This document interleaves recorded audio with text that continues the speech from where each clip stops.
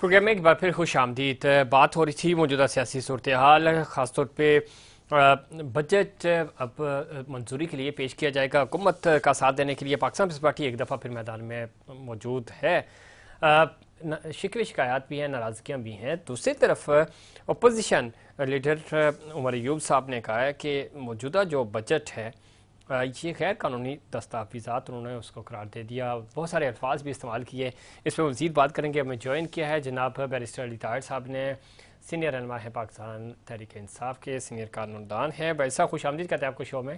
Thank you very much, thank you very much. भाई साहब किस तरह देखते हैं? एक तो ये है कि कानूनी तौर पे तो चीज़ें पिछले कई महीनों से और ख़ास तौर पर 2-2.5 साल से तो बिल्कुल नहीं हो पा रही।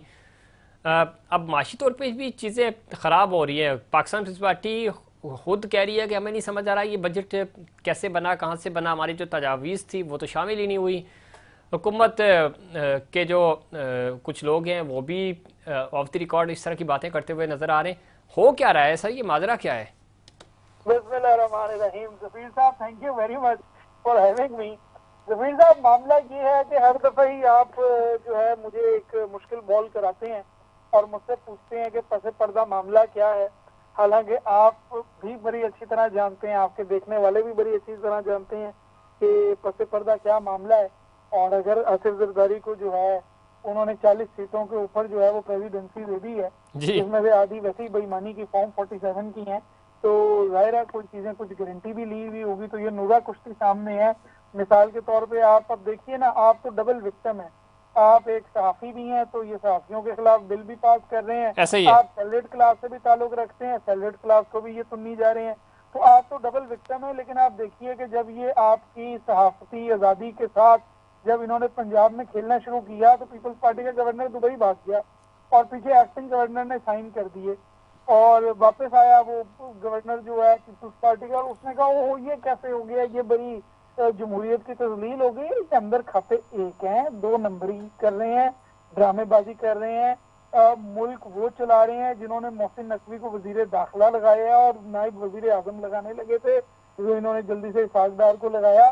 तो मामला ये है कि वही मुल्क चला रहे हैं और अभी फॉर द कंसिडरेबल फ्यूचर वही मुल्क चलाते रहेंगे, अनलेस ऑफ कोर्स ये इलेक्शन ट्राइब्यूनल जो है वो लीव दें और तहरीक इंसाफ हुकूमत में आए, तो फिर शायद कोई ये जो अवामी नुमाइंदे हैं ये बजट बना लें, वरना तो बजट फिर पसे पर्दा ही बनेंगे ज़फ़ीर साहब, और वहीं से बन के आ रहे हैं। आप देख लीजिए वजीर खारज खजाना कौन है, क्या वजीर खारज खजाना जो है वो नवाज शरीफ या शहबाज शरीफ का वजीर खजाना है? वजीर खजाना कहीं और से आया हुआ है, उसकी जॉब जो है वैसे अब ऑन लाइटर नोट वो किसी ने पूछा कि पाकिस्तान पार्टी और अपने प्राइम मिनिस्टर से कि बजट पेश हुआ तो आपने हमसे पूछा ही नहीं, बजट बना लिया उन्होंने, तो उन्होंने कहा हमें खुद नहीं पता चला कि बजट कहाँ से आया। बिल्कुल ऐसे ही है, बिल्कुल ऐसे ही बात है। इनको खुद नहीं पता था क्या बन रहा है क्या नहीं बन रहा है। ये तो सिर्फ एक इक़्तिदार के साथ चिपके हुए हैं। मैं तो टू बी वेरी ऑनेस्ट, अगर इतना बेइज्जत होकर किसी को इक़्तिदार मिलना होता है तो मैं तो कब का मैं तो कहता है यार छोड़ो, सियासत ही छोड़ते हैं, घर पे बैठते हैं, जब कोई मेरी इज्जत ही नहीं कर रहा था। लेकिन ये चोरी की सीटों पे फॉर्म 47 पे जिस तरह बड़ा जमान होकर बैठे हुए सर जी इनका पुराना वतीरा है ना, पूरा होता है। मैं तो परेशान हूँ ज़फ़ीर साहब, इन पर्सनल कैपेसिटी में मैं तो बात कर रहा हूँ, आप मुझे जानते भी हैं। अगर मुझे तो चाहे मुझे पता लगे कि मैं सियासत कर रहा हूँ और 10 में से 8 लोग मुझे गालियां दे रहे हैं तो मैं कहूंगा ये गालियां खाने की मुझे क्या जरूरत है, हम चुप करके घर पे बैठते हैं। बट समझ नहीं आ रहा कि ये क्या करना चाह रहे हैं और खासतौर पर सैलरीड क्लास के साथ क्या करना चाह रहे हैं। तो भाई जिनकी दुबई लीग में प्रॉपर्टीज निकली हैं उनसे पूछो ना, जो आपके जजेस निकले हैं, लेफ्टिनेंट जनरल्स निकले हैं, आपका मोहसिन नकवी निकला है, खुद मियाँ साहब निकले हैं, जरा इनसे पूछे ना कहाँ से दुबई में ये प्रॉपर्टियां बनाई हैं, कहाँ से गया है आपका प्रॉक्सी सेनेटर फैसल वाडा का नाम उसके अंदर आया है। क्या ये सवाल ना पूछे आप? सैलरीड क्लास जो बंदा 50,000 बेचारा कमा रहा है, 30,000 रुपए घर का किराया दे रहा है और उसके बाद 20,000 में ग्रोसरी करके ला रहा है, उसे कह रहे हैं टैक्स दो। और ये दिस इज बियॉन्ड अंडरस्टैंडिंग। और ये सेल्स टैक्स। अच्छा इसमें बैरिस्टर साहब एक चीज बड़ी इंपॉर्टेंट है, IMF ने नहीं कहा कि आप सैलरी पेशा लोगों के ऊपर या आम आवाम के ऊपर टैक्स लगाएं। उन्होंने तो कहा कि ये हमारी चीज़ें, ये डिमांड है हमारी, ये फिजिबिलिटी है, इसको आपने पूरा करना है, आप प्रोडक्शन बढ़ाकर करें, आप तरक्की करके करें, आप जहां मर्जी से करें, हमें ये करके दें। یہ تو انہوں نے آسان حل ڈھونڈا کہ بھائی ادھر سے اس کے اوپر بھی اس کا بھی چونکہ سیلری یہ پھنسے ہوئے ہیں، بالکل یہ پھنسے ہوئے ہیں، تو انہیں کے اوپر اور پریشر ڈال دو. بالکل آپ کی بات صحیح ہے، 100% آپ کی بات صحیح ہے. میں بالکل آپ کی بات سے ڈس ایگری نہیں کرتا. ایگریکلچرسٹ کھلا سانڈ بن کے گھوم رہا ہے، ریٹیلر کھلا سانڈ بن کے گھوم رہا ہے، ریئل اسٹیٹ والا کھلا سانڈ بن کے گھوم رہا ہے. صرف جو اصل جن پہ ہاتھ پڑتا ہے وہ یہ بیچاری مڈل اور اپر مڈل کلاس پڑھے لکھے لوگ ہیں، وکیل ہیں، آرکیٹیکٹ ہیں، ڈاکٹرز ہیں. بس ان کے پیچھے حکومت پڑ گئی ہے. اور تبھی آپ دیکھیے کیسا برین ٹرین ہے کہ یہ جو 2 نمبر انٹلیکچوئلز ہیں یہ تو اس ملک میں رہنے کو تیار ہیں. جو پراپرٹی کا کام کرتے ہیں اور کاروباری لوگ ہیں وہ ظاہر انٹلیکچوئل تو نہیں نہ ہوتے. جی اور جو آپ کی انٹیلیجنسی ہے ملک کے اندر ساری جو پروفیشنل سائڈ ہے وہ آپ دیکھیے یورپ بھاگ رہی ہے. جو کمپیٹنٹ آدمی ہے وہ بھاگے جا رہا ہے. اس کی وجہ یہی ہے کہ آپ نے ایک کلاس کے اوپر پاؤں رکھ دیا گردن کے اوپر، اس کی گردن آپ دبائی جا رہے ہیں. صحیح. تو دیکھیں اس کا حل تو یہ نہیں ہے نا سر ویس صاحب. چیزیں دیکھیں بیک باؤنس کر جاتی ہیں. ہماری سوسائٹی یہ کوئی 1970 کا یا 80 کا 90 کا پاکستان نہیں ہے. عوام میں شعور آ گیا ہے، چیزیں بیک باؤنس کر رہی ہیں. آپ نہیں سمجھتے کہ اگر مزید اس عوام کو دیوار سے لگائیں گے تو ریئیکشن آئے گا اور سخت آئے گا؟ نہیں، میں نہیں سمجھتا ظفیر صاحب. ود ڈیو پالیسی یہ ہو سکتا ہے تھوڑی سی میرے لیے سیاسی پرابلم بھی کھڑی کر دے میرے لیے یہ جو اسٹیٹمنٹ میں دینے جا رہا ہوں پرسنلی اپنے لیے، لیکن میں نہیں سمجھتا. اور بھائی اس قوم کا پورا الیکشن اگلوں نے چوری کر دیا. 1,11,000 کو 1,100 بنا دیا، 84,000 کو 84 ووٹ بنا دیے. کیا ہم بات کر رہے ہیں جس قوم کا الیکشن چوری ہو گیا ہو وہ آگے سے کچھ نہ کر سکی ہو. یہ لوگ بہت طاقتور ہیں، ان کا مقابلہ نہیں کیا جا سکتا. اور اس کی ظاہر ہے ایک بات بھی ہے، لوگوں نے تو نکل کے ووٹ ڈالا ہے. گرمی میں پولنگ اسٹیشن ادھر ادھر کر دیے، وائی فائی بند کر دیا، نیٹ ورک بند کر دیا، پھر بھی لوگوں نے نکل کے ووٹ ڈالا ہے. تو جتنی ایک ریزیلینس لوگوں کے اندر ہے اتنا تو وہ کر رہے ہیں.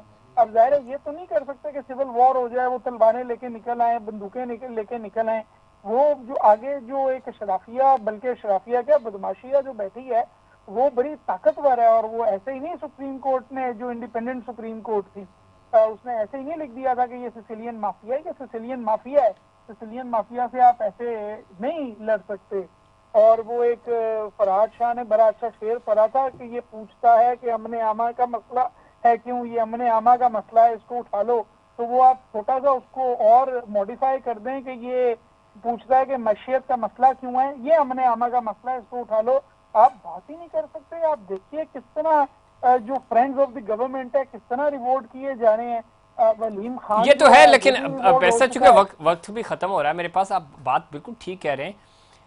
معاملہ دیکھیں اگین انٹیلیجنسیا کی طرف تو آئے گا، اکیڈمیا کی طرف تو آئے گا.